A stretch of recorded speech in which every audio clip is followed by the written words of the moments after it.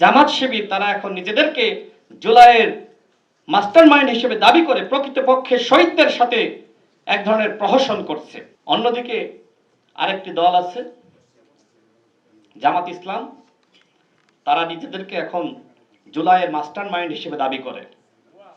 তাদের একজন এমপি শফিকুল ইসলাম মাসুদ কয়েকদিন আগে একটি বক্তব্যে বলেছেন যে জুলাইয়ের মাস্টারমাইন্ড জামাত শিবির। বলে না এই কথা তারা এখন দাবি করছে, অথচ বছরের পর বছর ধরে ছোট্ট মাত্র একটি তালা তাদের ওই মগবাজার কার্যালয়ে ঝুলেছিল, একজন মাস্টারমাইন্ডও যায় নাই ওটি খোলার জন্য।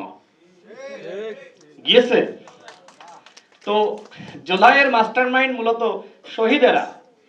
এখন এই ভুয়া জামাত শিবির তারা এখন নিজেদেরকে জুলাইয়ের মাস্টারমাইন্ড হিসেবে দাবি করে প্রকৃতপক্ষে শহীদদের সাথে এক ধরনের প্রহসন করছে, শহীদদের মর্যাদাকে হানি করছে। এই হলো জামাত শিবির, যারা মানুষের মূল্যায়ন করতে পারে না। আজকে বাংলাদেশে রাজনীতি করার সুযোগই পেয়েছে শহীদ প্রেসিডেন্ট জিয়া রহমানের কারণে। আজকে বাংলাদেশে তারা যে রাজনীতি করার সুযোগ পেয়েছে দেশনেত্রী বেগম খালেদা জিয়ার কারণে, অথচ এই দলটি কত বড় অকৃতজ্ঞ। তারা আজকে কিছু পোষ্য প্রাণী বলা যায়, যাদের দিয়ে আজকে শহীদ প্রেসিডেন্ট জিয়া রহমানকে পর্যন্ত গালিগালাজ করা হচ্ছে। এটি অত্যন্ত ন্যাক্কারজনক।